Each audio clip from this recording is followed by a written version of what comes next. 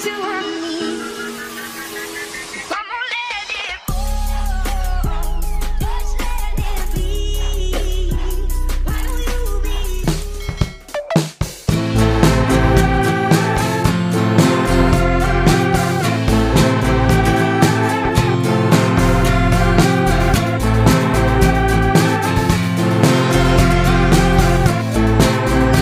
Hal ini suara demokrasi yang selama ini kami ajarkan di kelas begini, proses demokrasi seperti ini. Maka kami dituntut supaya anak-anak ini bertanya, mengalami langsung seperti apa proses demokrasi khususnya di desa atau kelurahan. Jadi kami memilih beberapa desa, 5 desa.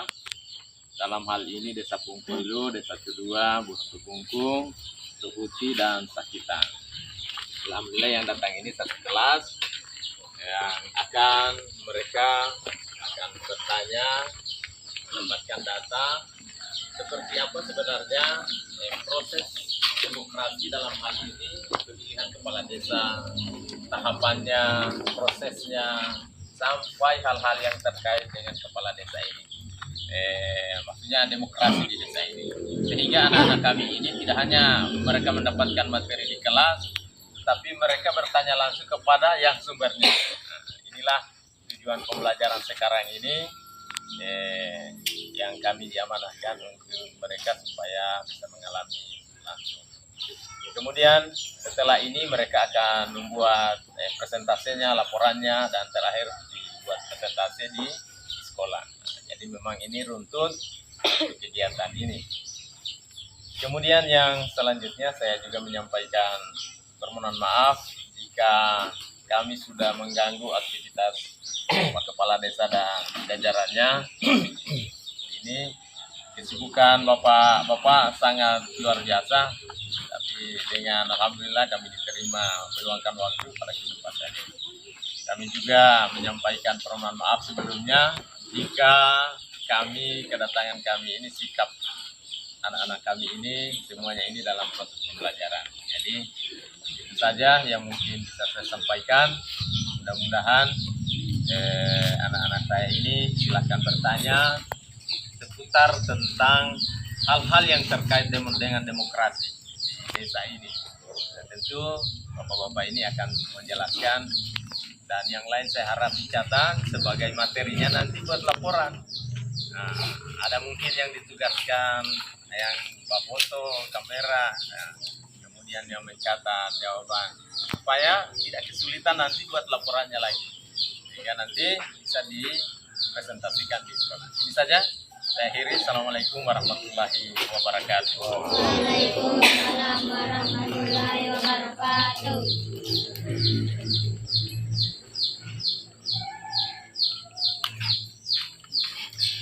Langsung saja. Iya, wawancara. Jadi saya ambil alih saja pada kesempatan ini. Mungkin ada hal-hal yang ingin ditanyakan. Ini nanti Pak Kepala Desa silahkan memperkenalkan diri mungkin sebelum saya kesempatan anak-anak bertanya, karena ini banyak di depan, supaya bisa kita tahu semua ini. Silakan Pak. Terima kasih. Assalamualaikum warahmatullahi wabarakatuh.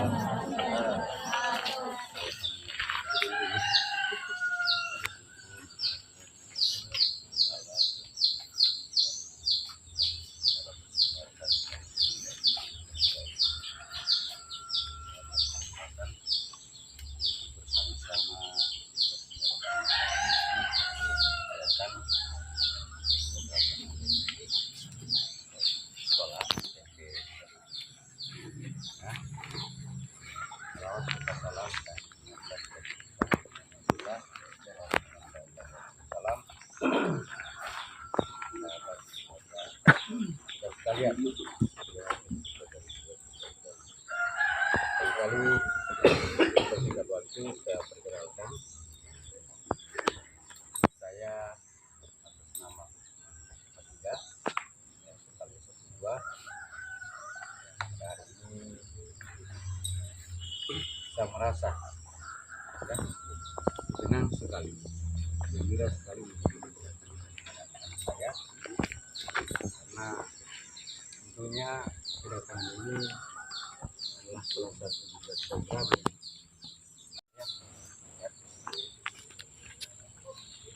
barangkali saya juga memperkenalkan teman-teman saya yang bisa ini semua adalah aparat saya para tahun kami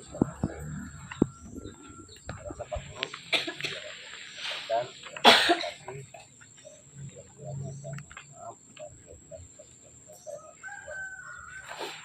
ya, saya angkat tertib. Silahkan angkat tangan. Silahkan sebutkan nama dan apa namanya. Assalamualaikum warahmatullahi wabarakatuh. Dan yang lain catat apa ya? Perkenalkan, nama saya Aisyah Zahra dari SMP Negeri 1 Bungku.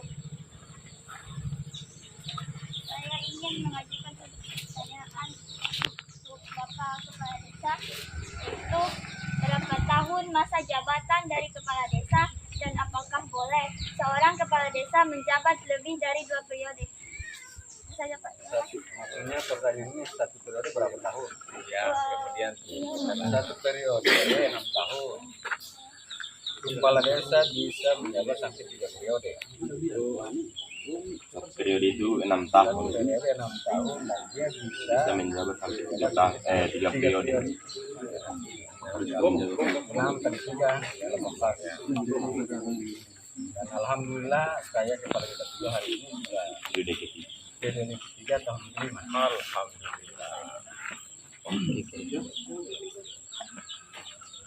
Terima kasih banyak.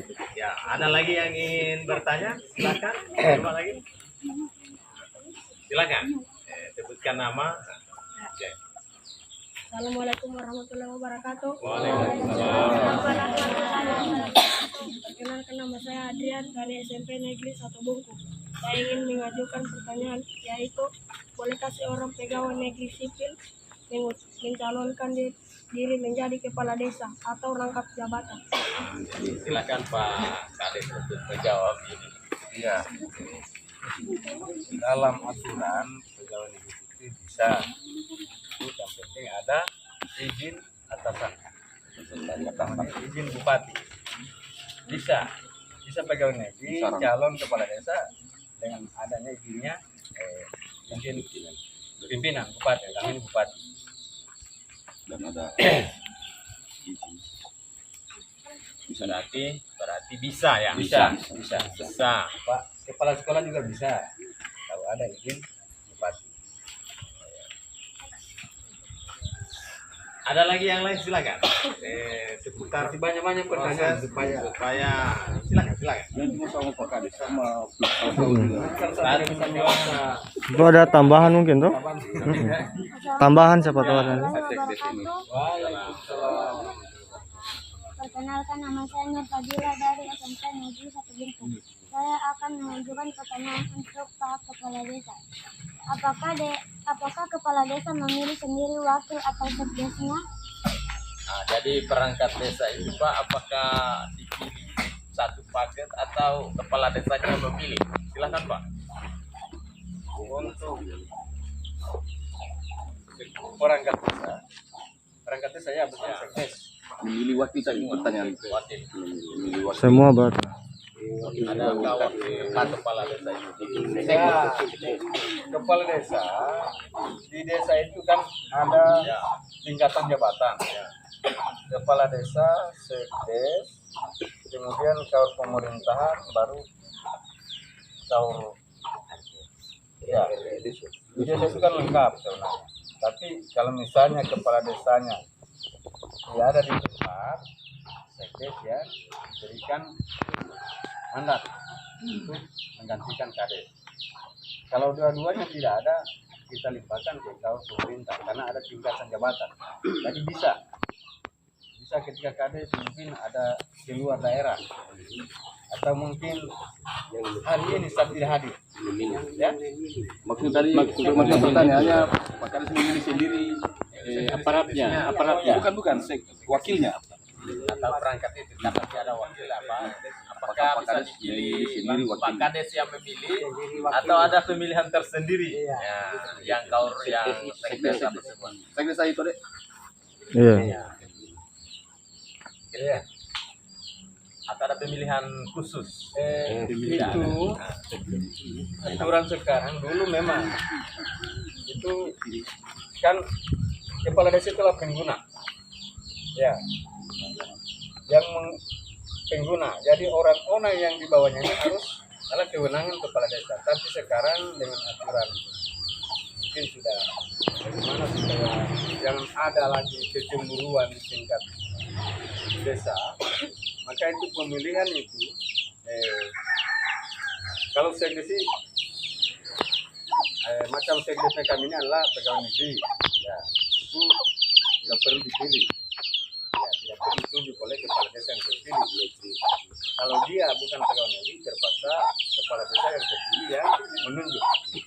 Dengan kita hanya mengajukan ke camat meminta persetujuan. Jadi semua aparat desa itu, baik sekdes yang non PNS, kita ajukan ke camat, ya, ke camat yang keluarkan rekomendasi persetujuan. Kalau dulu itu tidak melalui camat, ya terserah kepala desa. Nah, sekarang sudah ditertibkan, jadi setiap pengangkatan aparat desa yang baru itu harus melalui persetujuan camat. Terima kasih. Ada mungkin masih ada yang menambahkan, silakan. Nah, silakan. Ini di depan Saya. Mari Pak. saya kasih saja Pak. Saya tambahkan terkait masalah para desa bahwa kepala desa itu sendiri ketika dia mencalonkan hanya mencalonkan tunggal satu kepala desa. Nah, kemudian setelah dia terpilih, kepala desa akan menunjuk aparat desanya. Kalau sekdes itu ditentukan langsung dari kecamatan kalau statusnya sebagai PNS. Namun umpamanya sekdes tidak lagi mau menjadi sekdes di desa, dia bisa mengajukan untuk ditarik ke kecamatan, maka kepala desa bisa mengajukan calon sekdes yang bukan PNS, ya, yang bukan pegawai negeri sipil. Jadi diajukan di desa, disetor ke kecamatan, dari kecamatan merekomendasikan langsung ke bupati, kemudian untuk ditetapkan sebagai sekdes.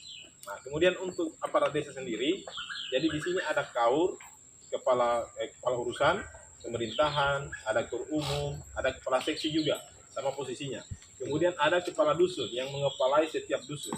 Jadi di desa ini kita ada 3 dusun, dusun 1, dusun 2, dusun 3. Yang termasuk dalam aparat desa itu adalah kepala seksi, kepala urusan kaur dan kepala seksi dan kepala dusun. Lalu bagaimana posisi jabatan kaur dengan seksi ini?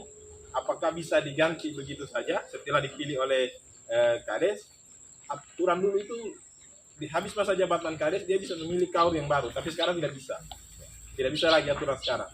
Kecuali RT, nah itu bebas. Setelah masa jabatan kepala desa yang baru dia bisa ganti RT-nya. Tapi untuk posisi kaur, kepala seksi dan kadus itu tidak bisa langsung diganti.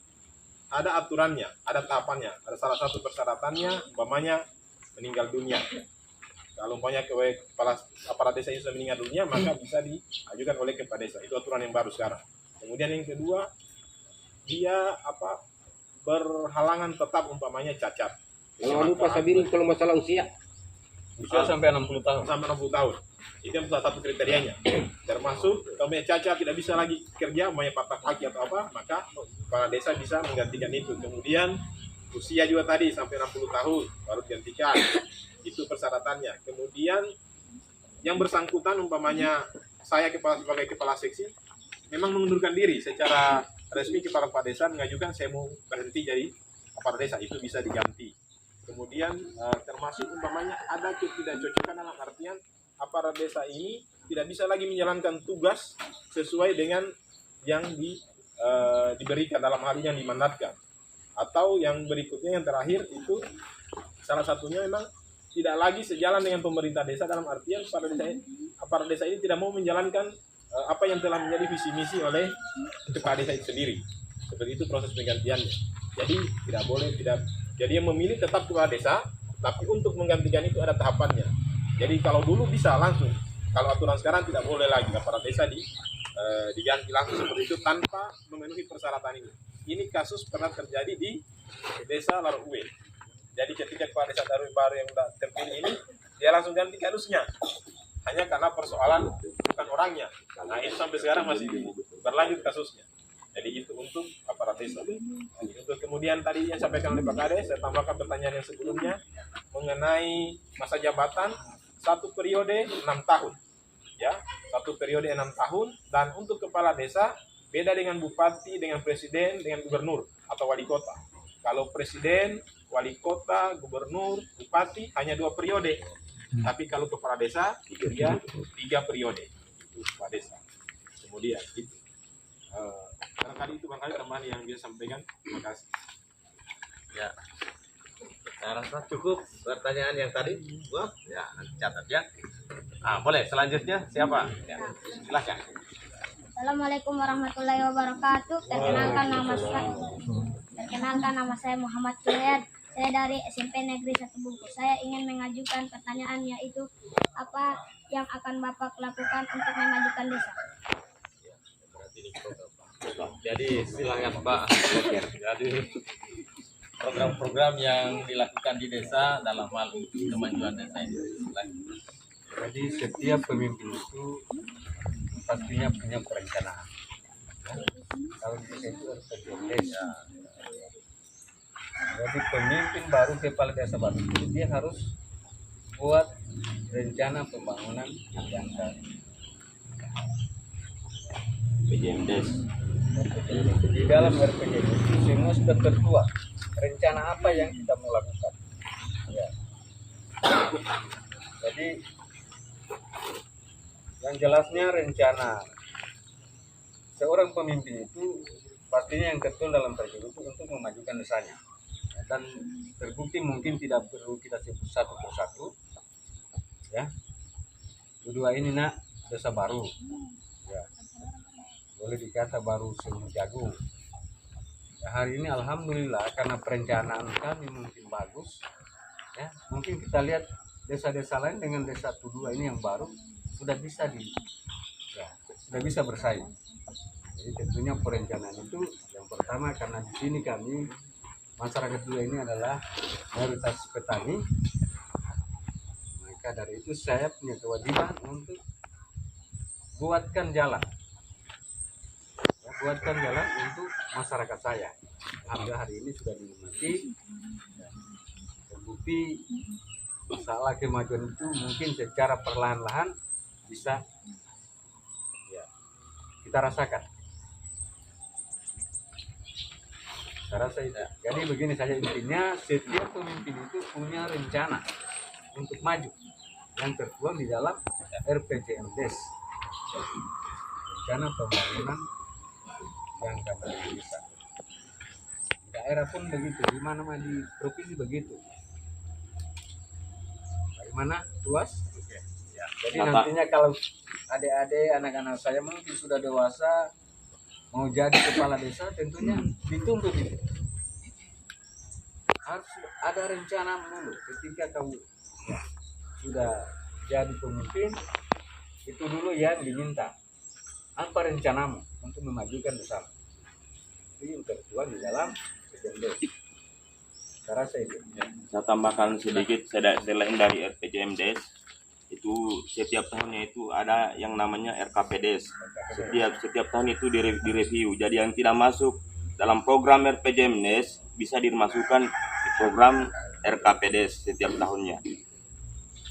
Itu tambahan dari saya. Ya. Silakan. Dari BPD. BPD, silakan. Bismillahirrahmanirrahim. Assalamualaikum warahmatullahi wabarakatuh. Waalaikumsalam. Jadi begini, di desa itu sama dengan di negara. Di negara ada eksekutif, ada legislatif. Begitupun juga di desa ada eksekutif, ada legislatif. Eksekutifnya inilah kepala desa dan perangkatnya. Dan legislatifnya ada namanya BPD, Badan Permusyawaratan Desa. Nah, apa fungsi dari BPD? Kebetulan saya ketua BPD.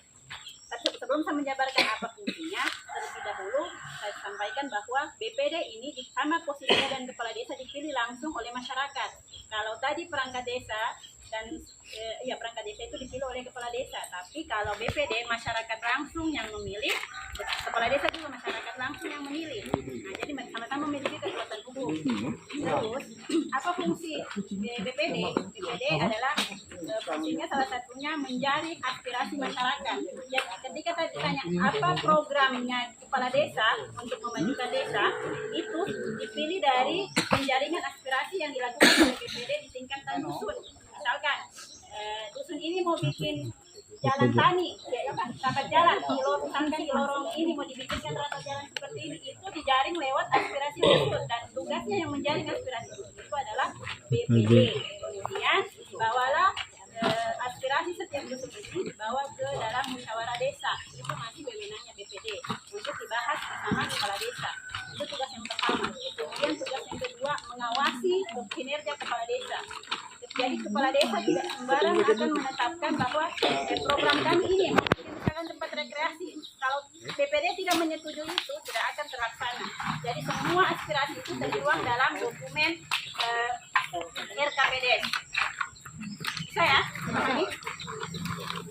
Kemudian BPD tadi jabatannya periode itu, satu periode itu ada 6 tahun. Bisa ya? BPD itu 6 tahun periodenya. Satu periode 6 tahun. Masih ada yang bertanya, silakan. Supaya laporannya kita nanti sampai Ada lagi? Ayo. kita mendapatkan data. Datang saja. Pemilihan kepala desa. Silakan.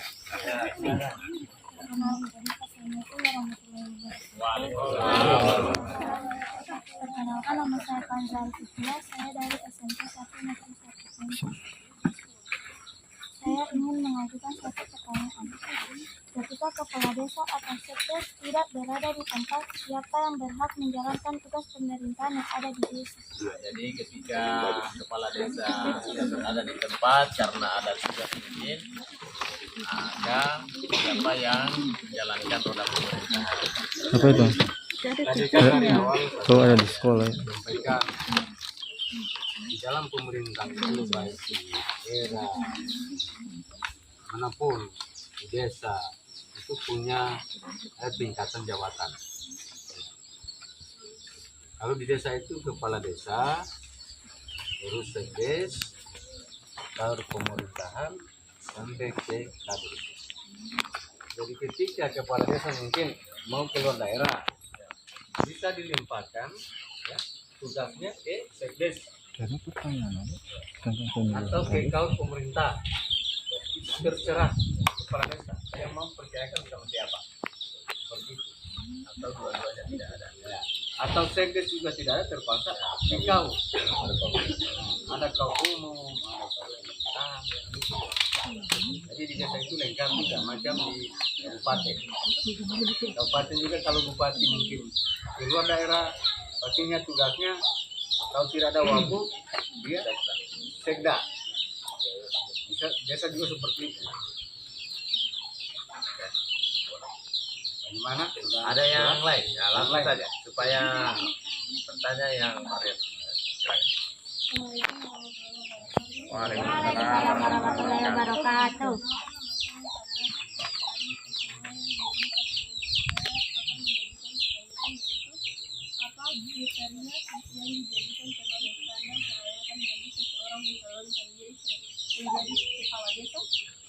Ya, jadi kriterianya jadi bisa mencalonkan jadi kepala desa itu adakah kriteria yang bagus? Ada. Hafal Quran. Pertama orangnya 10 juz. Ya. Sehat. Ada berapa itu? Yang bisa saya Berapa pertanyaan? Ya, yang penting harus Berapa pertanyaan? 12. Sehat jasmani, rohani. Tidak ada istri dua. minimal SMP. Kalau kamu harus SMA. Catat itu. Harus. Nanti videonya disebar. Kalau kepala desa dia jasa SMP. Polanya itu ada berapa persyaratannya? Kemudian punya biasa secara dengan bebas dari narkoba. Tapi kami ini ya, mungkin ada tambahan sedikit. Kami di Desa Kedua ini insya Allah nanti 2023 itu sudah akan 2024 akan pemilihan kepada baru 2024. Kita nanti ada PLT. Jadi itu kami teman-teman BPD aparat desa lainnya ada persyaratan tambahan. Ya. Dan kan dari desa persyaratan seperti ini harus semua calon kepala desa baik itu calon BPD membuat pernyataan tidak akan menerima pertambangan apapun. Bisa Tidak akan menerima pertambangan apapun. pertambangan. Oh. Itu persyaratan dari masyarakat bisa kedua, bukan persyaratan bagian dari aturan. Jadi nanti kami di tiga ini viral nanti ketika kami munculkan itu persyaratan yang tidak pernah, yang mungkin semua calon di negara ini, calon kepala desa harus di desa juga akan dibuatkan pernyataan tidak akan menerima pertambangan apapun, kegiatan pertambangan. Itu orang akan bertanya nanti kenapa? Kenapa? Nah, kalau bertanya kenapa kita turun, kita lihat sesungguhnya apa. Iya. Yang terkandung di Ya. Oh iya, saya tambahkan dulu. Terkait masalah jalannya pemerintahan di desa, saya lupa tadi menanyakan. Pertanyaannya, bagaimana kalau umpamanya tiba-tiba kepala desa meninggal seperti kasus Ron Teguh, kan? Masih sementara menjabat, di Kecamatan Salah sekarang, Kecamatan Salah tiba-tiba meninggal. Masih ada waktu panjang untuk dia menjadi kepala desa.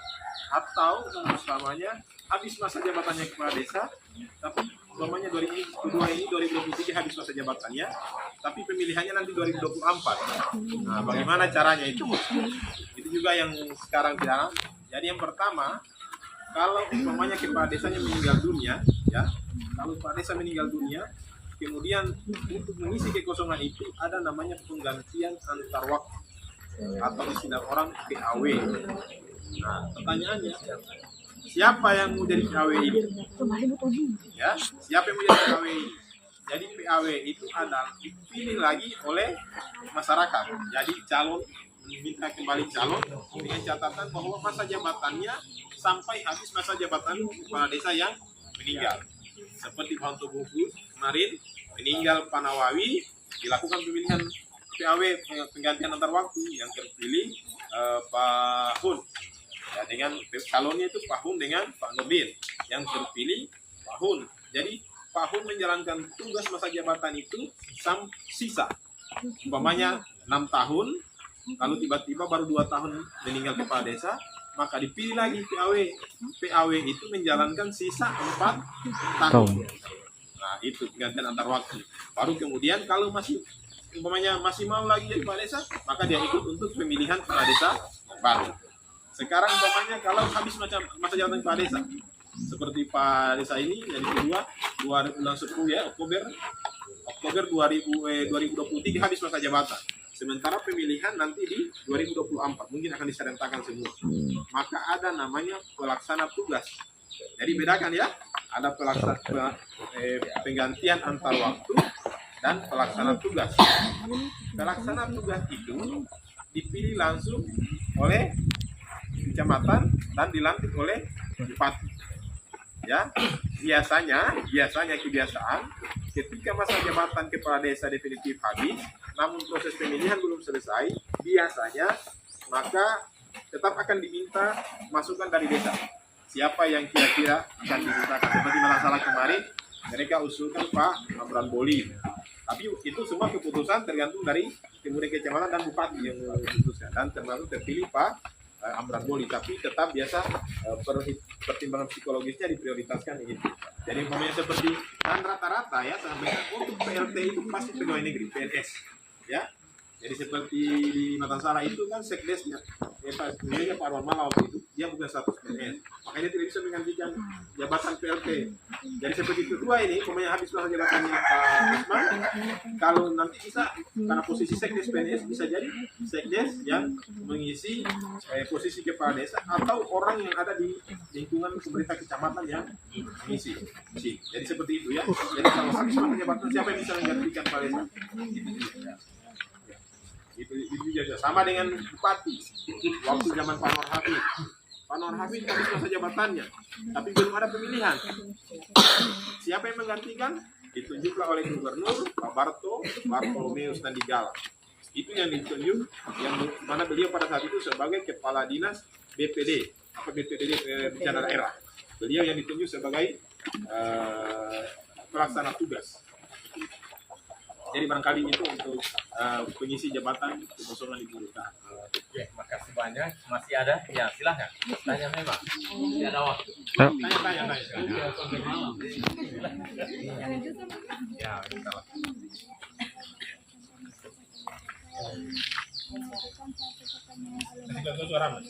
Apakah boleh dana desa digunakan dalam pemilihan kepala desa? Oh, kalau anggaran itu apa? Dan sumber dana desa itu ada dua, bro. Ada DD, dana desa itu pusat, ADD dan daerah. Kalau dana pusat, ya, itu tidak bisa kita gunakan untuk biaya pemilihan kepala desa. Yang bisa itu ADD, alokasi dana desa. Alokasi dana desa itu sumbernya dari PAD daerah, pendapatan asli daerah. Kalau DD itu dana dari pusat, itu tidak bisa kita gunakan untuk pemilihan, biaya pemilihan. Itu hanya semata untuk yang pertama pemberdayaan. Yang bisa digunakan itu adalah alokasi dana desa. Itu sumbernya dari daerah, dari kabupaten. Jelas? Jelas. Ada lagi nggak? Lanjut. Silakan. Waalaikumsalam.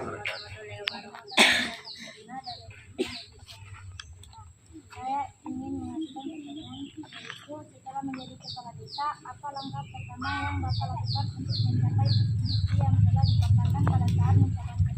Berarti ini Pak, strategi pertama dalam hal pada saat Bapak jadi kepala desa menjalankan visi. Artinya begini, saya ini kan sudah 3 periode. Jadi setiap periode itu pasti visi misi yang sama. Nah, Ya. Yang jelasnya sama visi misi saya dengan bupati kita. Itu mau sejahtera bersama. Jadi langkah-langkah itu tentunya ya kita pintar-pintar, kita seorang pintar-pintar melihat di desa tujuan ini kira-kira usaha apa yang kita akan canangkan di masyarakat agar bisa memajukan, artinya merubah kehidupannya yang tadinya mungkin dia di laut atau di usaha lain, kehidupannya tetap begitu-begitu saja. Itulah jadi PR kita, bagaimana kita merubah ya, masyarakat kita ini supaya mungkin kehidupannya hari ini agak susah, mungkin setelah kita hadir di tengah-tengah mereka bisa berubah. Itu. Jadi yang intinya kita mau ingin sejahterakan masyarakat. Saya rasa itu. Jadi Saya tambahkan sedikit.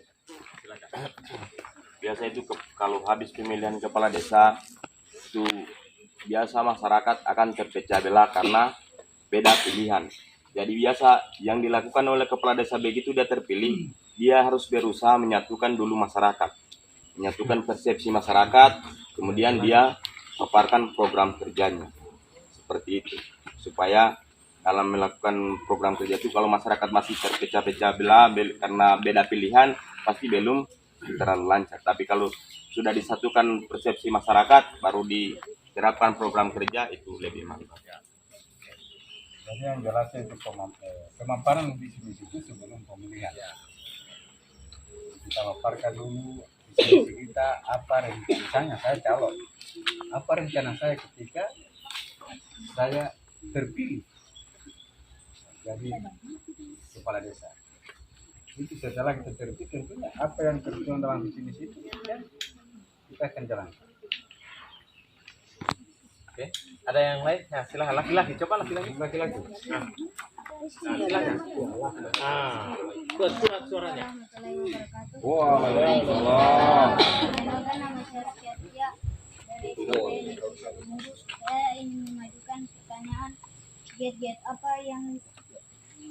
apa yang Bapak lakukan apabila pemerintah turun ke desa Bapak?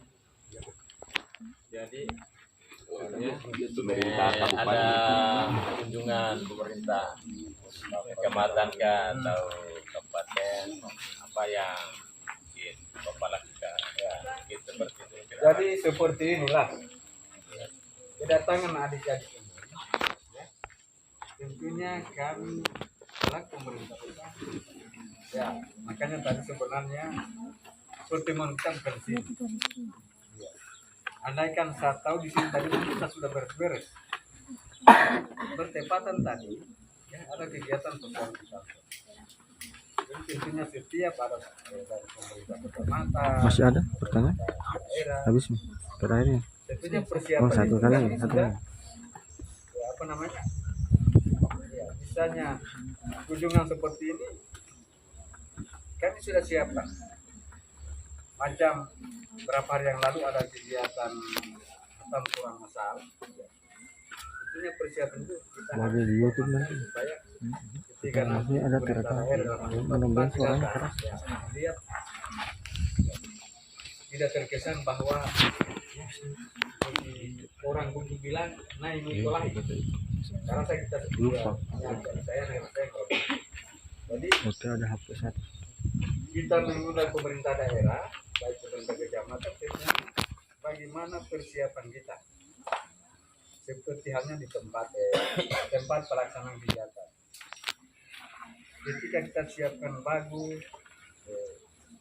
tamu kita nyaman, itu salah satu bentuk kita penghargaan kita sama tamu. Kalau hari ini saya rasa ya secara pribadi saya tidak menghargai kita. Yang pertama tempatnya kasihan. Tadi ini saya bangun ada tamu pagi ini, sama buru-buru menyapu, ada yang sudah datang. Itu adalah bentuk penghargaan kita ke tamu kita, apalagi pemerintah daerah. Rasa simpel saja itu. Saya tambahkan jadi ya. Jadi kalau tambahkan lagi tadi masalah tamu, supaya aja diketahui bahwa di dalam sistem pemerintahan itu mulai dari desa, kecamatan sampai ke atas itu ada namanya sistem protokoler. Ya, protokoler. Kalau di Morowali ini kepala kabak protokolernya itu Hairul Amri. Jadi kalau adik-adik ini kebetulan Hairul Amri itu alumni SMP 1 Bungku, ini ada Pak Austriansa, coba bikin kegiatan yang namanya retorika dan protokoler. Apa kegiatan di OSIS, siapa tahu ada penyakit OSIS, jadikan salah satu program kerja retorika dan protokoler. Kenapa saya jelaskan masalah protokoler? Kalau ada tamu dari kabupaten mau turun, ya kalau mau turun di bawah ini, itu tempat duduknya harus kita atur. Di mana tempat duduknya bupati, di mana posisi duduknya kepala desa, di mana posisi, bagaimana kalau umpamanya bupati dengan istrinya datang, lalu bagaimana caranya kepala desa posisi duduk, mau disimpan di mana istrinya, kan tidak mungkin istrinya waktu sambil dengan Pak Kades. Nah, ada pengaturannya. Jadi orang dari protokoler turun. Jadi kalau umpamanya ada tamu dari kabupaten mau turun atau dari provinsi, apalagi seperti gubernur, sekelas gubernur atau bupati, akan turun terlebih dahulu laporan ke desa. Ya, orang akan menyurat ke desa bilang kami mau turun ke desa kedua. Nah, nanti ketika mereka turun, kita diminta untuk menyiapkan ini yang kita siapkan. Lalu umpamanya kita sudah buat panggung, kita sudah siapkan kursi. Orang protokoler dari provinsi itu atau dari kabupaten akan turun, diatur kursinya. Di sini Pak Bupati, di sini Ibu Bupati, di sini Ibu Camat, di sini seperti itu diatur. Jadi ada namanya sistem protokoler. Jadi jangan ragu banyak nanti mau jadi kepala desa bagaimana kalau ada tamu dari kabupaten. Nah, beda dengan acara-acara yang mungkin tidak terlalu formal. Ya, ada acara yang formal, ada acara yang tidak formal. Itu. semuanya acara pengukuran kemarin Pak Bupati datang. Nah itu kita buatkan posisi tempat duduk. Nah jadi untuk ke depan mungkin bisa jadi bahan evaluasi buat adik-adik untuk bahan ini bisa belajar. Ya mungkin di OSIS bisa dibuat pelatihan retorika dan protokoler. Kenapa harus ada retorika? Retorika bagaimana adik-adik bisa bicara di depan umum, jangan malu-malu. Ya, seperti ini saya punya ponakan 2 orang ini, Bian sama Fadlul ini malu-malu, tidak mau bertanya atau apakah ada saya di sini atau bagaimana. Saya suruh bertanya 2 orang ini dia malu-malu, saya tidak tahu kenapa ini atau hanya ada saya. Nah, jadi nanti ke depan dilatih cara retorikanya supaya bisa, termasuk siapa tahu mau jadi MC, mau jadi apa supaya bisa bicara percaya diri. Nah itu diajar bagaimana cara retorika. Kalau protokoler diajar lagi masalah bagaimana mengatur tempat duduk. Nah itu nanti teman-teman. Jadi kalau ada nanti mau jadi kepala desa berpikir, wah jangan-jangan kalau ada tamu presiden bagaimana mau di desa ini. Pasti kepala desa pusing, ya pusing memang. Tapi kepala desa itu akan dibantu oleh tim protokolernya sendiri. Ketika bupati mau turun, kalau ada acara pelantikan kepala desa, tim protokolernya 2-3 hari sudah datang. Yang pertama dia lihat tempat, dia lihat tempat duduk, dia cek semua. Itu termasuk masalah mic itu diatur. Oh ini mic-nya Pak Bupati, ini mic-nya ini seperti itu. Di sini posisi mimbar nanti kalau penyampaian, di sini seperti itu. Jadi tidak usah terlalu pusing, wah. Jadi ada namanya orang-orang protokoler. Begitu pun kalau gubernur mau datang. Kalau umpamanya gubernur datang kemudian ikut kalau Bupati Poso, Bupati Donggala ikut mau datang ke Bungku bagaimana? Kalau ada acara MTQ, datang gubernur. Kira-kira bagaimana mau duduk? Di mana posisi Bupati Donggala, di mana posisi Bupati Yan? Nah, itu diatur oleh ada aturan yang sudah diatur oleh protokoler. Jadi itu bisa teman-teman baca undang Hairul Amri itu dia bisa jelaskan bagaimana sih sistem protokoler. Tapi saya yakin ada Pak Oziansa ini juga mantan ketua OSIS dulu. Nah, dia tahu itu. Ya, oh, terima kasih Pak. Nah, jadi saya juga sampaikan ini adalah penjelasan secara aturannya jika pejabat-pejabat turun. Tapi mohon maaf ini Pak Kades, kami ini artinya suasana seperti ini, anak-anak belajar ini, kami ini cukup nyaman sekali di sini daripada di ruangan. Nah, ini lebih bagus ini. Nah, kami sudah terlalu lama di ruangan belajar. Suasana seperti ini yang kami sehingga ini salah satu bentuk penghargaan yang luar biasa ini. Jangan dibilang ini tidak dihargai. Sangat-sangat kami dihargai ini. Nah, ini saja. Ya, oke. Ada lagi silakan. Assalamualaikum warahmatullahi wabarakatuh. Waalaikumsalam. Perkenalkan, nama saya Rizky Ramadan dari SMP Negeri 1 Bungku. Saya akan mengajukan pertanyaan yaitu, setelah menjadi kepala desa, apa langkah pertama yang Bapak lakukan untuk mencapai visi misi yang telah dipaparkan pada saat mencalonkan diri? Nah, tadi saya sudah sekalian apa? Oke, nanti ada lagi yang lain supaya satu kali jam karena sudah. Pertanyaan cadangan. Dari manakah sumber dana untuk pelaksanaan pemilihan kepala desa dan perangkat desa yang lain? Tadi sudah. Tadi tanya teman tadi anggaran pemilihan itu Kalau perangkat desa tidak dipilih kepala desa dipilih. Itu sumber dananya dia punya dari alokasi dana desa dari pendapatan asli daerah. Guru ini tidak bertanya. Pendamping. masih ada? Bertanya dari mana sumber dari kepala desa? Tidak saja. Habis. Berapa? Bagaimana kalau pemilihan kepala desa itu seperti apa? Jika ada sengketa atau apa? Kita hitung suara. Tidak ditanya. Gimana penyelesaiannya? Ditanya, coba ditanya. Ya, bisa kita tanyakan. Mau bapak kawin lagi? Selanjutnya cuma apa kan? Ada bang. Sudah ditanya tentang DPD juga. Namanya pemilihan itu kompleks. Memilih kalau tunggal beda. Tapi memilih 2-3 calon itu ada pendukung, ada apa. Tapi kalau pemilihan kepala desa itu sultan desa. Jadi yang memilih kita itu, yang tidak memilih kita itu keluarga kita semua. Ada pertanyaan? Ada pertanyaan? Pendamping. Itulah demokrasi. Kamu bertanya itu pokok kita sudah juga bicara jangan mana. Ada yang bertanya, silakan. Ada? Masih ada? Habis. Tanya tentang media sosial. Pendamping yang bertanya. Pendamping. Bertanya tidak? Apa namanya, menyiapkan pertanyaannya. Mungkin Pak Desa menggambarkan secara umum proses pemilihan kepala desa ini dari awal persiapan pencalonan, tahapan-tahapannya, sampai pemilihannya, sampai pemilihannya, sampai sekretariat. Saya catat itu tahapan-tahapan pemilihan. Penyelesaiannya mungkin bisa digambarkan secara Tahapan itu barangkali ada kaum saya karena beliau ini baik pemilihan desa, pokoknya beliau ini selalu jadi masalah tahapan tadi Silakan. Terima kasih atas kesempatan yang diberikan. Saya perkenalkan diri, nama saya Fahri Salmuksin. Jabatan saya di Desa adalah Kaum Umum. Jadi untuk urusan pemilihan itu mungkin dari 2024 dari 2004 saya sudah terlibat dengan pemilihan kepala desa, pemilihan bupati, pemilihan gubernur, pemilihan umum sampai sekarang. Kemarin di pemilihan gubernur, alhamdulillah sama saya bisa masuk. Jadi tahapan pemilihan seperti pemilihan bupati, pemilihan gubernur, pemilihan umum itu hampir sama dengan pemilihan kepala desa.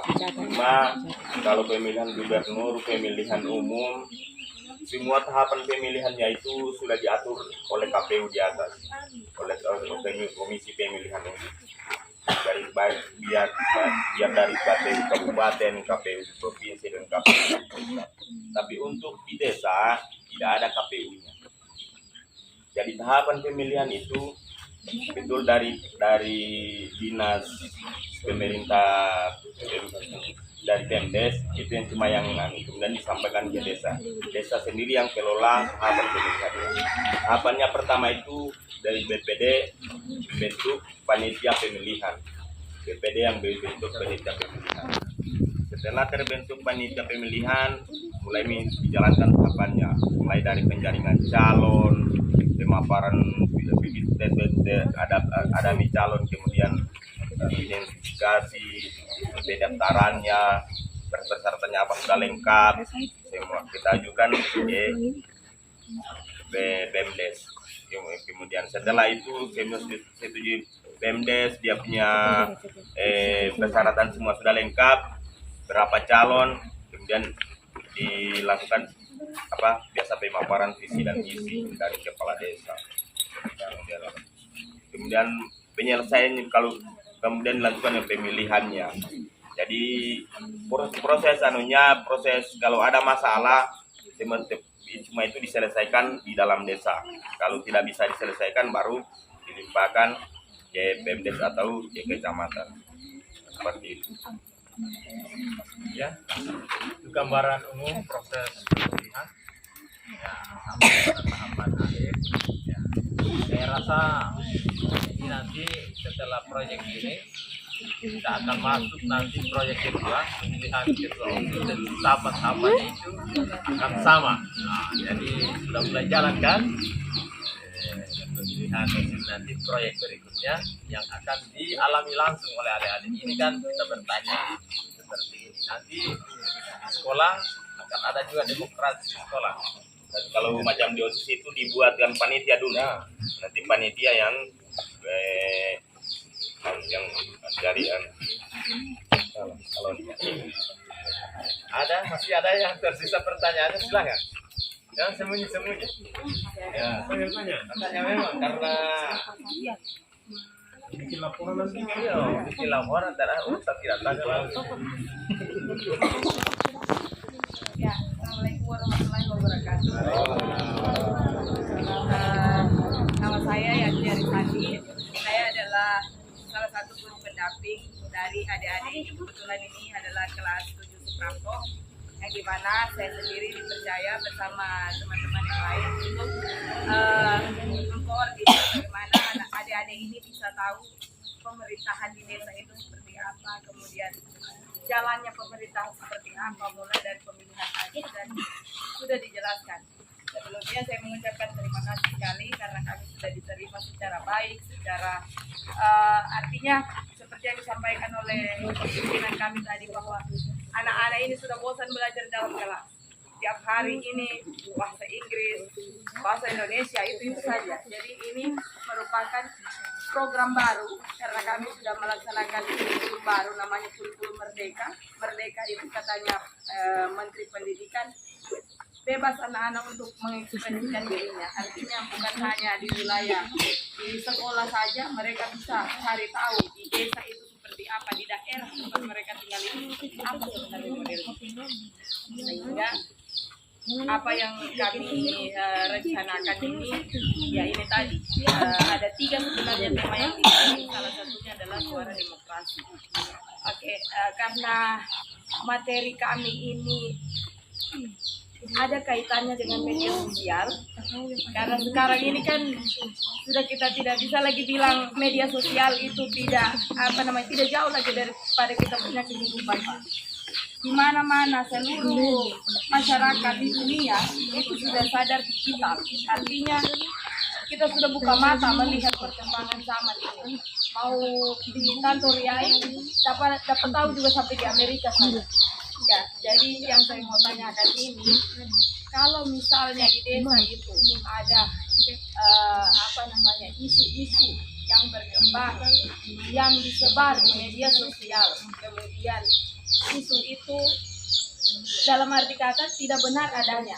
Bagaimana, apakah ada peran, apakah boleh kepala desa mengambil peran untuk mengklarifikasi misalnya isu yang beredar di media sosial ini, kira-kira bagaimana caranya?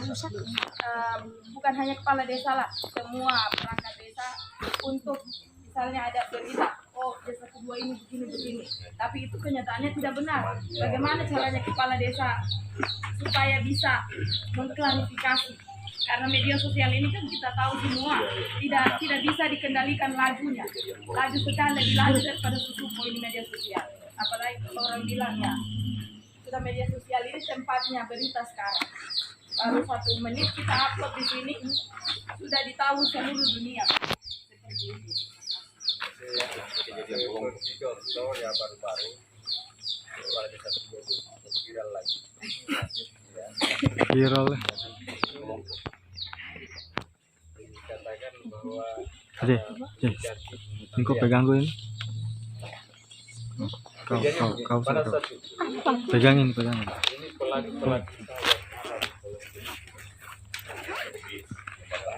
Nanti kasih kecilin. saya ceritakan ya, kenapa sampai terjadi saya izinkan mereka menjadi awalnya supaya jelas ya, awalnya masuk dari datang lapor izin mau jual di situ, saya sampaikan tidak bisa saya izinkan karena area jembatan dan setahu saya area jembatan itu tidak bisa kita melakukan kita tapi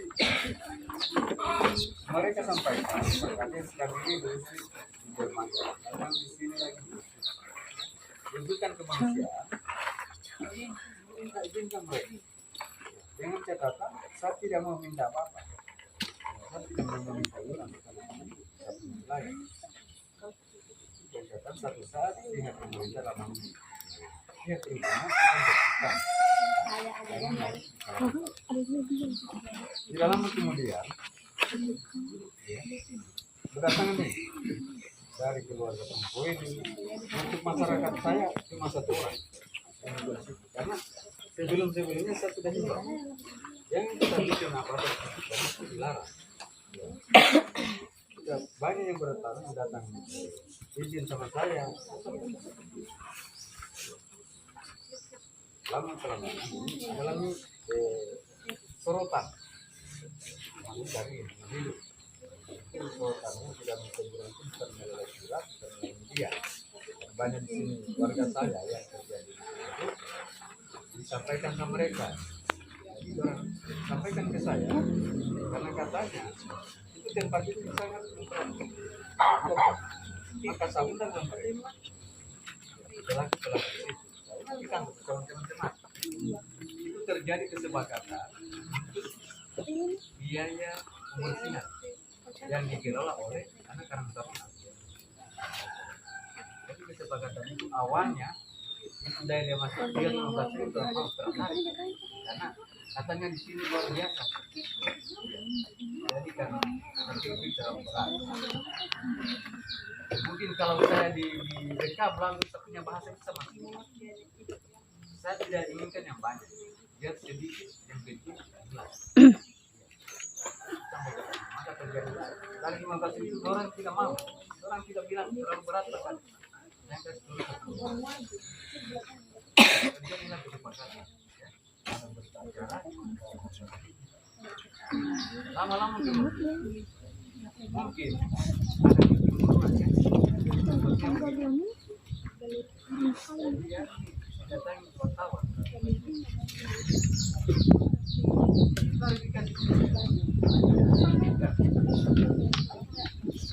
kalau memang itu saya salah, tolong dikatakan salah.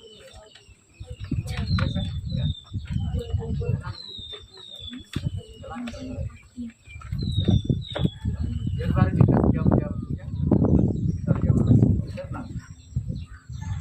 sore ya. Sudah sampai ke bupati. Bupati tunggu saya. Iya. Tunggu saya. Saya jamak. Sampai jamak. Maka saya kok apa itu saja. Mana saya? Jika ini aku harus baca. Kalau saya salah, oh, masa mereka, maka sepakat. Pada saat itu bupati masuk di Jakarta,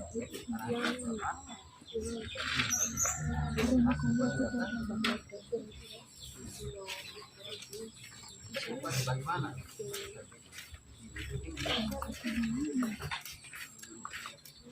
Caranya bupati, saya harus buatkan parkir. Ya, saya buka di. Ada alasan. Tidak ada alasan kita untuk buat perda. Tempat itu. Malah kalau saya buatkan parkir, tidak berapa pasal yang jalan saja. Jadi minta maaf ini saya bingung. Bupati sarankan ke saya supaya saya buatkan parkir. Saya bertanya sama orang-orang yang tahu aturan.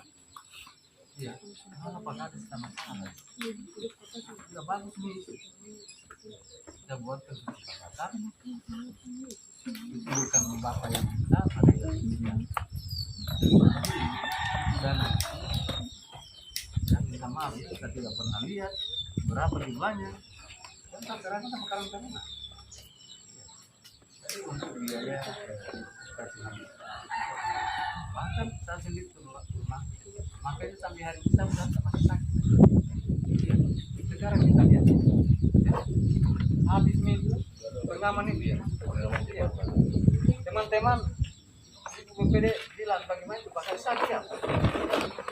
Sadia. Karena kemarin gara-gara itu tempat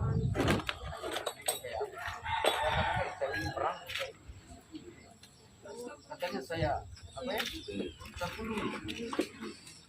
Makanya turun pos saya sampaikan belum pernah juga kita dengarkan ya, bapak cepat orang malah kan tidak sering bapak orang maka sekali pada itu ya. Maka dari itu ini kasus sebenarnya sampai hari ini ya bukan saya dendam ya bukti dendam kita lihat tapi tidak mau pusingkan ya yang pusingkan biar nih dia kalau perlu itu saya orang habis saja pada bilang ini masalah berita itu ya mungkin ini juga sudah pernah baca ya saat itu hanya sekitar 1 minggu jadi ketika pastinya pihak wartawan dia klarifikasi misalnya saya dicurigai korupsi datang dulu ke saya. Maka disampaikan begini. Tapi ya, sama.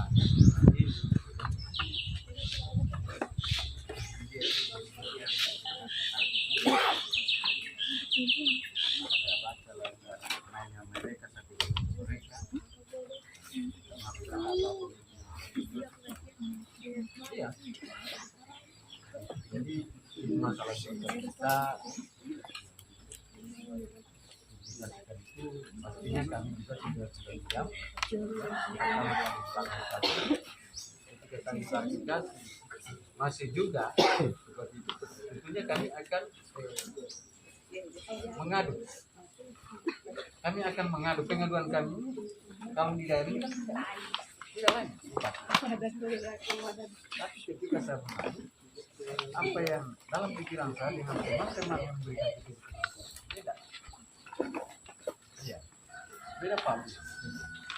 Karena bahasa teman-teman kalau baca ada sedikit berdes beberapa pasal yang kena pertama teman dan dari situ berlaku hanya satu hari.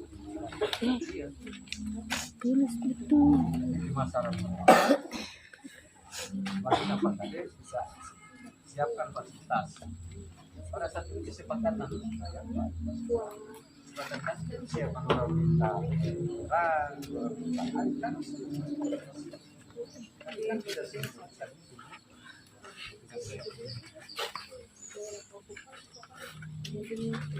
Jadi saya tambahkan terkait pertanyaan seperti ini. Namanya pimpinan, namanya organisasi, pemberitaan, bahasa, hal-hal yang tidak bisa dilakukan. Orang berbicara di luar, orang berbicara itu hak mereka, tetapi tentu ada konsekuensi. Ketika yang disampaikan itu adalah fitnah, adalah hoax, itu juga ada konsekuensi. Bagi kita pimpinan, bagi kita kepala desa dan lain sebagainya, tentu yang kita lihat adalah bagaimana melaksanakan tugas dan tanggung jawab yang baik saja. Artinya berita di media sosial ini tidak bisa kita kontrol. Orang berbahasa, apa yang didengar, apa yang dilihat tidak disaring, semua disampaikan. Makanya itu ada undang-undang ITE.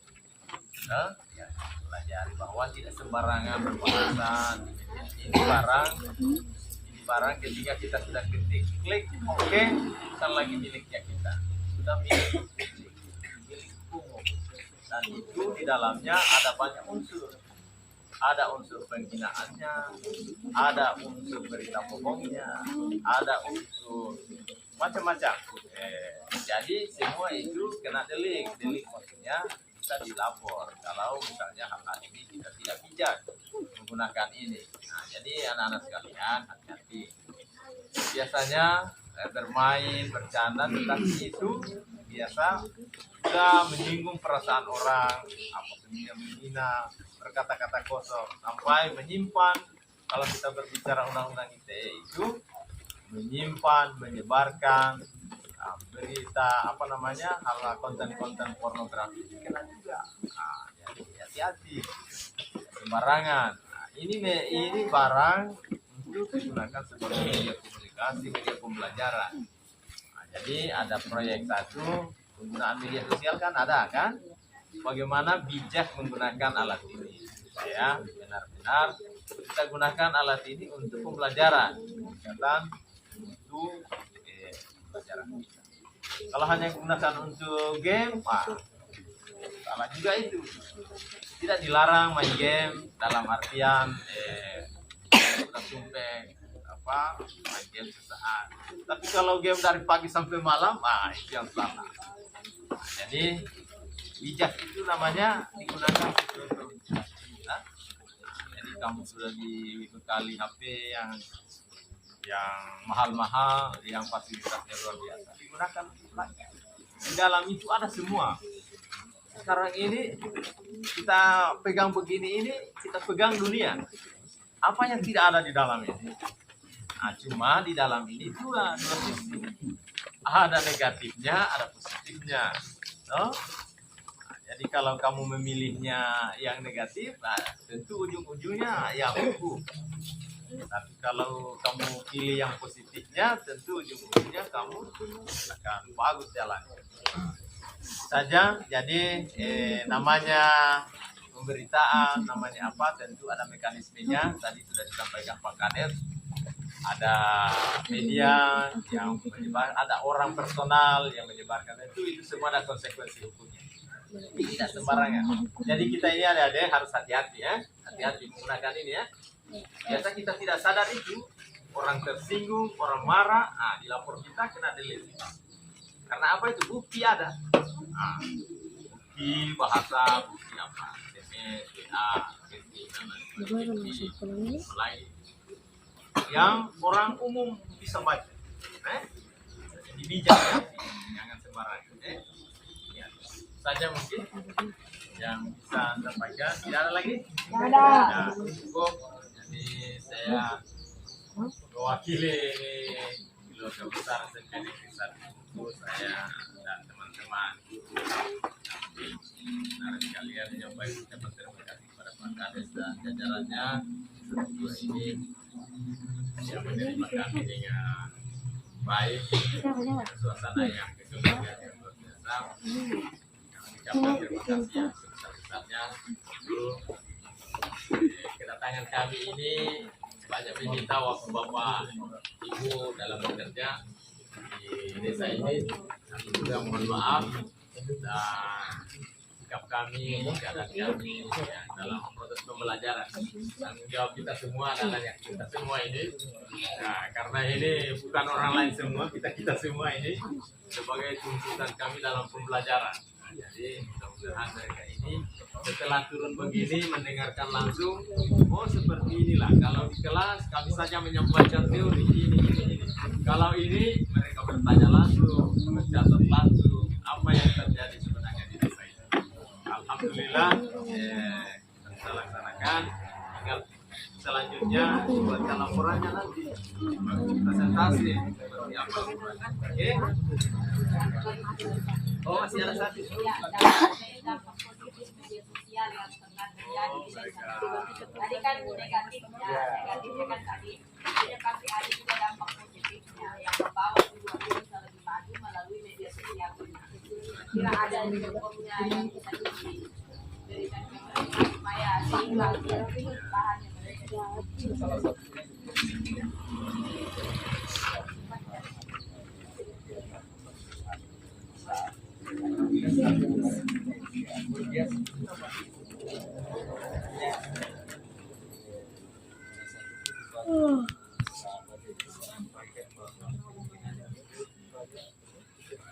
Dijadikan daerah ini ruang dimanfaatkan pada saat kita sampaikan bahwa hari ini kita katakan belum maju karena dari ujung utara di tengah di selatan dia malah di tengah. Salah satu.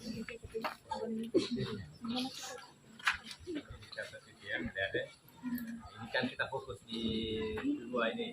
Jadi bilang Mungkin teman-teman masih ada tambahan. Ya, saya tambahkan untuk media sosial ini karena kami. Jadi saya satu dari sampaikan oleh Pak tadi saat ini bahwa hati-hati bermedia sosial buat adik-adik, ya bukan cuma adik-adik, kita semua juga ada dulu. Kemudian adik mau tanyakan dampak positif dari media sosial. 2 tahun lalu kami itu di 1-2 dikagetkan dengan adanya kegiatan pertambangan batu gamping. Bahkan di tahun 2007 ternyata IUP dari lahan kami di belakang ini dia sudah terbit di zaman Pak Norham, dan ditetapkan IUP itu adalah PT Geraha Istiqlal Utama untuk pengolahan itu tanpa kami sadari. Padahal di belakang ini anak-anak kami di sini bisa sarjana, bisa sekolah, bisa apa semua ada di sini. Itulah nafas kami sebenarnya. Lalu kemudian kami melakukan aksi. Seandainya tidak ada media sosial, tidak ada Facebook, ketika kami lakukan aksi, kami serang sebelum kami turun aksi, kami serang dulu melalui media sosial. Kami buat status, kami buat foto saja dalam bentuk foto menolak tambang. Kami suruh wakil ke semua anak-anak tua, orang tua yang punya handphone, pasang di status Facebooknya, menolak tambah. Akhirnya waktu itu langsung booming. Andai tidak ada media sosial, tentu juga tidak akan ada nilai kejutnya. Jadi apalagi ketika kami turun, semua media mencatat di dalam pada hari itu 1 minggu kami persiapan, bahkan ketika orang-orang tua sementara bikin ketupat untuk dibawa untuk bekal pergi demo, kami foto, kami kirim ke medsos, kami isi dengan kalimat-kalimat yang sedikit memprovokatif. Walaupun akhirnya booming hampir 1 minggu, kondisi kedua masalah di kedua itu menjadi perhatian, sehingga alhamdulillah memudahkan kami. Kemudian Pak Bupati waktu itu langsung merespon kehadiran kami dan dokumen kami itu bisa diterima. Seandainya mungkin tidak ada media sosial, tidak seramai sekarang, mungkin tidak akan seperti itu. Begitu juga dengan adik-adik semua, media sosial juga penting. Bayangkan dulu, waktu zaman-zaman kita masih SMP, saya tidak tahu, mungkin cuma Pak Ahmad Tami yang tahu pegang komputer. Yang Pak Ahmad Tami ini yang tahu pegang komputer. Sekarang adik-adik, jangan ke komputer, handphone, semua Anda pegang. Semua Anda pegang. Dulu kami punya kerja, kalau sekarang kan enak. Sekarang kerja mau cari tugas, lihat Google, cari. Dulu kalau Pak Ahmad Tami kasih tugas sejarah, kami baku rebut buku di perpustakaan. Belum lagi kalau Pak Made masih bawa kuis. Jadi seperti itu mudahnya adik-adik. Dulu itu kami SMP deh, yang jadi laboratorium itu kelas 3, kelas 1 awal itu. Saya kelas 1 adik. Bayangkan sementara belajar, orang mau praktik biologi terhambat. Semua terhambat, terhambat. Sekarang ada kan, tinggal buka handphone, semua sudah ada. Jadi ya gunakan handphone itu sebaik-baiknya. Jangan bikin status yang aneh-aneh, ya. Jangan Anda pikir bahwa karena adik-adik ini masih anak-anak kemudian tidak mau kena undang-undang. Oh tidak. Undang-undang ITE itu hati-hati sekali. Termasuk kalau ada informasi yang Anda tidak tahu, jauh usah dibagi-bagikan, ya. Jangan sekali dibagi-bagikan. Jadi adik-adik semua bikin grup, kalau perlu bikin grup diskusi. Kurangi kegiatan bermedia sosial apalagi bergame, ya. Kurangi itu. Kalau dulu kami zaman Pak Matan ini, kalau sudah habis istirahat atau hari kita dikumpul di lapangan duduk saja. Padahal waktu itu malah dulu kami digiring ke Masjid Raya itu zaman dulu, habis sholat langsung kita semua ke sana, digiring ke sana. Dulu agama kami waktu masih almarhum Ustaz Johar, habis sholat digiring ke sana, digiring kayak kambing ke masjid. Sekarang kalian sudah punya musola. Tadi saya tanya Pak Ahmad, ada musola. Semua sudah ada. Apa lagi? Jadi bikin kegiatan-kegiatan yang lebih positif. Jadi buat grup-grup. Bayangkan kalau semua adik-adik ini, umpamanya contoh ya, punya handphone, punya akun Facebook. Kemudian hari ini kamu berfoto di sini, lalu kamu bagikan ke semua media sosial. Itu tadi itu kegiatan Merdeka Belajar SMP Negeri 1 Bungku Tengah tanggal sekian D12 kelas 7 ini. Kalian semua bagikan, bayangkan berapa orang yang akan membaca yang ada di media sosial. Atau mungkin ada grup, atau ada akun SMP Negeri 1 Bungku Tengah, itu yang kamu up. Paham up kan? Didukung, disupport. Jadi kamu pada saat ada kegiatan, masukkan, ini Bu, tolong. Atau bikin grup semacam media yang kamu bisa pressure buat grup publik. Supaya kamu, apa-apa kegiatannya kamu di SMP, buang. Kalau dulu tidak ada. Kami kasihan dulu zaman SMP habis pulang pilih kebun. Tidak ada yang mau di-up seperti itu. Jadi dewasa ada semua untuk bermedsos, hati-hati seperti disampaikan oleh Pak Rita tadi, baik hati-hati bermedsos. Jadi saya pikir adik-adik sudah tidak susah lagi, tidak ada yang susah. Masa adik-adik ini yang jauh lebih masih muda bisa kalah sama kami kepala desa yang tua-tua ini. Kami yang kepala desa ini cuma tahu balas WA ini, tapi kalau bikin apa tidak bisa. Masa kamu kalah? Apalagi mau disuruh cari lagi di Google, sedangkan anaknya mereka ini yang masih punya anak-anak ini yang sekolah, ada tugas dari sekolah kami disuruh cari di Google, mau cari model Google, itu saya tidak tahu apa itu Google. Jadi adik-adik yang bersyukur di usia sekarang harus mempersiapkan, jangan ragu. Kemudian tadi masalah medsos di desa tentang isu-isu, ya alhamdulillah kami di Sudua masih tetap itu. Jadi bahwa prinsip kami bahwa seperti yang disampaikan oleh Pak Anies Baswedan, kami tinggal, kami puji tidak terbang, kami difitnah pun kami tidak terbang. Karena bahwa kami tidak perlu menjelaskan terlalu banyak tentang apa yang menjadi, karena istilahnya isu itu akan terbenam sendiri. Kasus paling besar ini kasus PTG yang kemarin itu. Kalau yang kasus di Kolonggo itu kasus kecil kan tidak seberapa itu, karena hanya untuk kepentingan. Ketika sudah kami klarifikasi, akhirnya media sendiri yang mengeluarkan berita itu tidak berani lagi, bahkan untuk ketemu kami saya tidak berani. Terima kasih. Ya, terima kasih banyak. Saya sudah dijelaskan ya, artinya media sosial itu bisa digunakan untuk menyampaikan program-program yang sudah dilakukan, bisa digunakan. Itu fungsi media sosial. Jadi sudah ditanya dengan desa. Jadi cukup mungkin ada lagi. Terima kasih banyak Pak atas waktunya. Mohon maaf semua. Saya akhiri. Assalamualaikum warahmatullahi wabarakatuh. Waalaikumsalam warahmatullahi wabarakatuh. Ambil foto.